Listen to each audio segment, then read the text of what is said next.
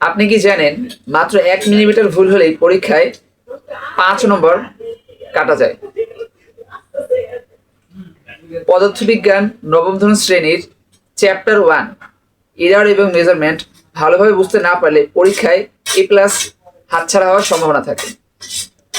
Formula, tricks, example একটি ভিডিওটি উপস্থাপন করা হয়েছে, তাই ভিডিওটি স্কিপ না করে মনোযোগ সহকারে দেখার অনুরোধ রইল। আসসালামু আলাইকুম শিক্ষার্থী এবং পরীক্ষার্থী, আমি মোহাম্মদ শরীফুল ইসলাম, শরীফ মিডিয়া 360 চ্যানেলের পক্ষ থেকে আপনাদের সবাইকে স্বাগত জানিয়ে শুরু করছি আজকের ক্লাস। এই অধ্যায়ে মোটামুটিভাবে 5 মার্কি 6 মার্কের প্রশ্ন আছে। পদার্থটি হচ্ছে, আমরা চলতেছিল যে পদার্থবিজ্ঞান নবম দশম শ্রেণীর চ্যাপ্টার 1। আজকে আমি আপনাদের কিছু অঙ্ক আমি এর আগের পর্বে আলোচনা করেছি এবং আজকেও কিছু অঙ্ক এবং এর বিশ্লেষণ নিয়ে আলোচনা করব। তো কথা না বাড়িয়ে আমরা শুরু করি। Measurement and list count. Measurement মানে মাপ নেয়া। আমরা পরিমাপের জন্য দৈনন্দিন জীবনে স্কেল, ভার্নিয়ার ক্যালিপার্স, স্ক্রু গজ ইত্যাদি ব্যবহার করি। প্রতিটি যন্ত্রের লিস্ট কাউন্ট থাকে। লিস্ট কাউন্ট ইকুয়াল টু হচ্ছে যন্ত্রের সবচেয়ে ছোট দাগের মান। এক্সাম ফর্মুলা হচ্ছে লিস্ট কাউন্ট ইকুয়াল টু মূল স্কেলের 1/ভাগের মান ডিভাইডেড বাই মোট ভাগের সংখ্যা। ইংলিশে বলতে গেলে equal to main scale divided by total division. এবারে আসি ত্রুটি বা এরর। কোনো মাপই 100% ঠিক না, তাই ভুল হয়। এই ভুলকে বলে এরর। ত্রুটি বা এরর 3 প্রকার হয়ে থাকে, যথা নাম্বার 1 চূড়ান্ত ত্রুটি অ্যাবসোলিউট এরর, নাম্বার 2 আপেক্ষিক ত্রুটি রিলেটিভ এরর, নাম্বার 3 শতাংশের ত্রুটি পার্সেন্টেজ এরর। এবারে আসি চূড়ান্ত ত্রুটি বা অ্যাবসোলিউট এরর। এই জন্য আমরা একটা উদাহরণকে বাছাই করে নিই। ধরি কোনো একটা বস্তুর দৈর্ঘ্য 7 মিলিমিটার, তো এর সাথে আমরা এরর পাই যে এই যে 7 মিলিমিটারটা বলা হয়েছে, এটা একটা সম্ভাব্য দৈর্ঘ্য। 7 মিলিমিটারের চেয়ে কমও হতে পারে অথবা বেশি হতে পারে।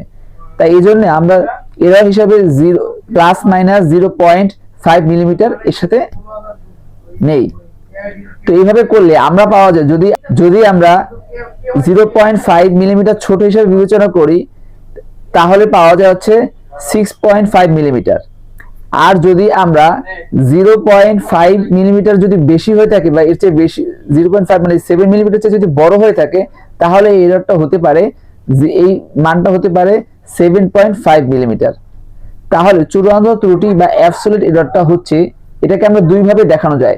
একটা হচ্ছে এখানে দেওয়া আছে মডুলাস ±0.5 উপরে মডুলাস দিলে আমরা পাচ্ছি আছে 0.5। অতএব চূড়ান্ত ত্রুটি বা পরবর্তী টাইমে আমরা এটাকে আরেকটু বোঝানোর জন্য বলতেছি যে এটাকে আমরা অঙ্কে এভাবে করতে হবে আমাদের, যে চূড়ান্ত ত্রুটি বা অ্যাবসোলিউট এররটা সর্বোচ্চ মান থেকে বিয়োগ দিতে হবে। তো সর্বোচ্চ মান ছিল আমাদের 7.5 মিলিমিটার মাইনাস আমাদের যে সম্ভাব্য মান ছিল সেইটা যে 7 মিলিমিটার, বিয়োগ করলে ইকুয়াল টু হচ্ছে 0.5 মিলিমিটার পাওয়া গেল। আপেক্ষিক ত্রুটি বা relative error. Relative error equal to absolute error divided by measurement value. এখানে বিষয়টা বুঝুন, রিলেটিভ এরর মানে হচ্ছে আপেক্ষিক ত্রুটি, অ্যাবসোলিউট এরর হচ্ছে চূড়ান্ত ত্রুটি divided by measurement value. Measured value হচ্ছে এখানে আমার যে মাপটা নেওয়া হয়েছে। এখন মনে রাখতে হবে যে দৈর্ঘ্যের ক্ষেত্রে দৈর্ঘ্যের মাপ, ক্ষেত্রফলের ক্ষেত্রে ক্ষেত্রফলের মাপ এবং আয়তনের ক্ষেত্রে আয়তনের মাপটা হবে। ঠিক আছে, তো আমরা পরপরে যদি মান বসিয়ে দিই, absolute error 0.5 divided by measurement value, আমরা সম্ভাব্য মান দেওয়া ছিল যেটা সেইটাই 7, ওই যে প্রথমে উদাহরণে দেওয়া ছিল সেটা। তো 7 মাইনাস 7 ইকুয়াল টু দাঁড়াচ্ছে হচ্ছে, তাহলে ডিভাইডেড বাই 7, তো ইকুয়াল টু দাঁড়াচ্ছে 0.071। এটাই আপেক্ষিক ত্রুটি বা রিলেটিভ এরর। এবারে আসি শতাংশের ত্রুটি বা percentage error. Percentage error equal to relative error into 100%। এখানে পার্সেন্টেজ এরর মানে হচ্ছে শতাংশের ত্রুটি, রিলেটিভ এরর মানে হচ্ছে আপেক্ষিক ত্রুটি, এবং যেহেতু এটাকে আমাদের শতাংশে করতে হবে, এই জন্য 100% দিয়ে গুণ করতে হয়। তো রিলেটিভ বা আপেক্ষিক এররকে আমরা আগেই পেয়ে নিয়েছি 0.071 ইন্টু 100% কে 100, অতএব 7.1%। এক্সাম অ্যালার্ট আপনাদের জন্য, এই তিনটা ফর্মুলা মুখস্থ করে নেবেন এবং এই তিনটা অনুসারে আমাদের অনুশীলনের প্রশ্ন হবে, সে সম্পর্কে একটু পরে বলছি।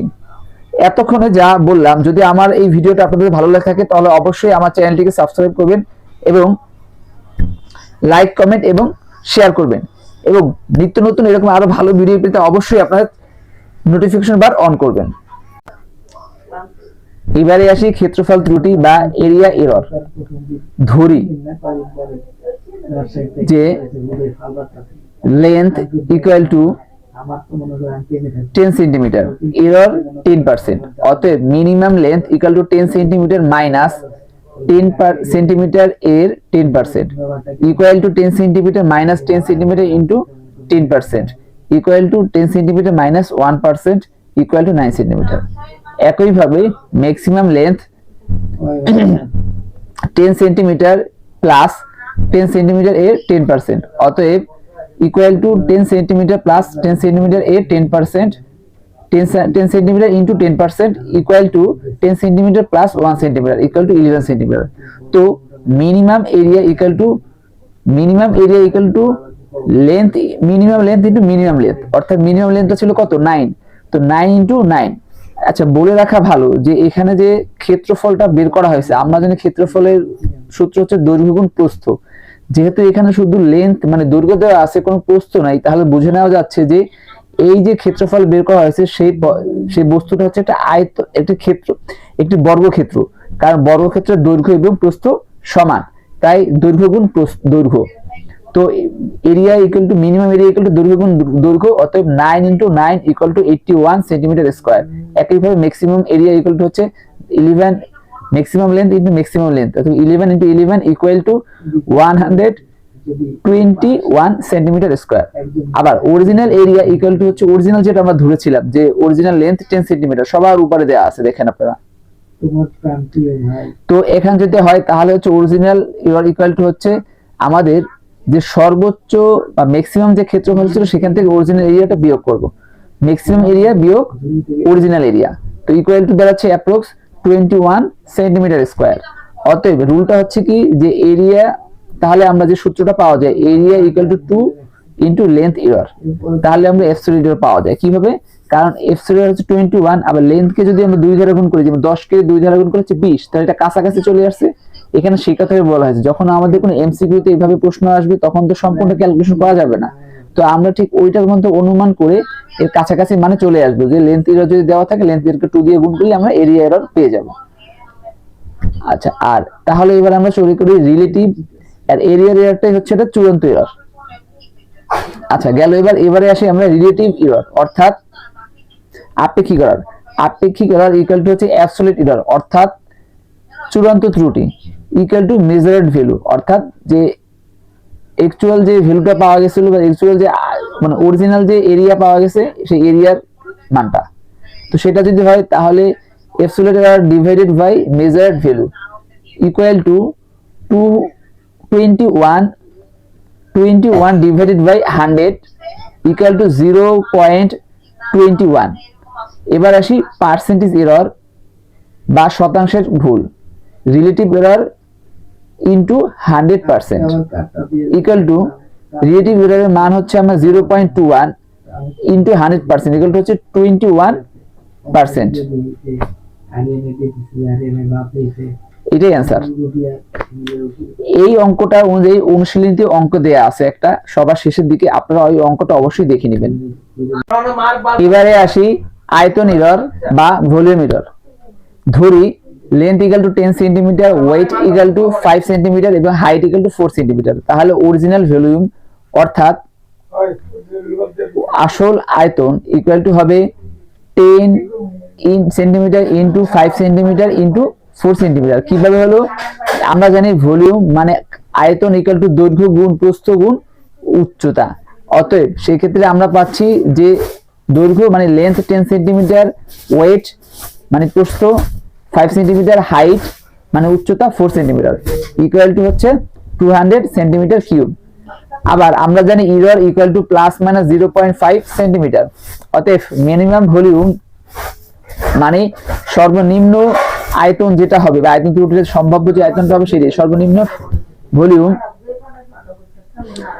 10 minus 0.5 into 5 minus 0.2 into 4 minus 0.5 equal to 149.6 centimeter cube. Maximum volume equal to হচ্ছে 10 plus 0.5 into 5 plus 0.5 into 4 plus 0.5 equal to হচ্ছে 259.8 centimeter cube. Absolute error approves maximum volume minus original volume. তো ম্যাক্সিমাম ভলিউমটা আমরা পেলাম 259.8 minus original volume হচ্ছে 200 approx 60 centimetre. অতএব relative error equal two আমরা জানি মানে আপেক্ষিক এরর আমরা জানি absolute error into measured value. Absolute এররের মান আমরা প্রথমেই বের করে নিলাম 60 সেন্টিমিটার আর মেজার্ড ভ্যালু মানে অরিজিনাল আয়তন বা অরিজিনাল ভলিউম সেটা হচ্ছে 200 ভাগ দিলে আমরা পাচ্ছি 0.30। এটাই হচ্ছে আপেক্ষিক এরর তথা রিলেটিভ এরর বা আপেক্ষিক ত্রুটি। আবার পার্সেন্টেজ এরর মানে শতাংশের ত্রুটি ইকুয়াল টু রিলেটিভ এরর মানে আপেক্ষিক ত্রুটি ইনটু 100%। আচ্ছা যদি একই নিয়মে আসে তাহলে 0.30 এটা হচ্ছে রিলেটিভ এরর ইনটু 100% তাহলে হচ্ছে 30%। এটাই হচ্ছে শতাংশের ত্রুটি বা পার্সেন্টেজ এরর। রুল বা সূত্র volume error equal two 3 into length error.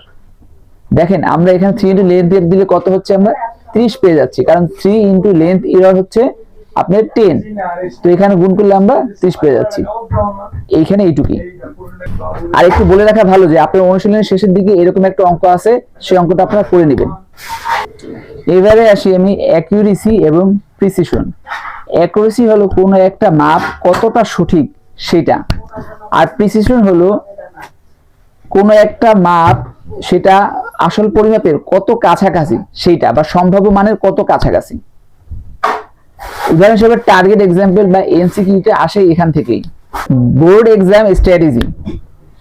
এসএসসিতে ভালো করতে হলে অবশ্যই ফর্মুলা শিট বানাও, প্রতিদিন 20 মিনিট প্র্যাকটিস করো এবং মডেল টেস্ট সলভ করো। এই 3টি কাজ করলেই তোমরা ইনশাআল্লাহ প্রথম অধ্যায় থেকে পরীক্ষার প্রশ্নগুলো মানে অঙ্কগুলোকে অ্যান্সার করতে পারবে। আর তোমাদের শেষে যে অঙ্ক দেওয়া আছে তোমরা অবশ্যই সেই 3টা অঙ্ক দেখে নিবে, কারণ আমি যে ফর্মুলা 3টা দেখিয়েছি সেই ফর্মুলার আলোকেই হচ্ছে তোমাদের বইয়ের মধ্যে শেষে উদাহরণে শেষ 3টা অঙ্ক দেওয়া। আজকে আর কথা বলবো না। ভিডিওটি ভালো লাগলে অবশ্যই লাইক, কমেন্ট এবং শেয়ার করো এবং প্রতিদিন এরকম আরো নিত্য নতুন ভিডিও পেতে অবশ্যই চ্যানেলটাকে সাবস্ক্রাইব করো এবং ভিডিওটির নোটিফিকেশন বার অন রাখো। আসসালামু আলাইকুম।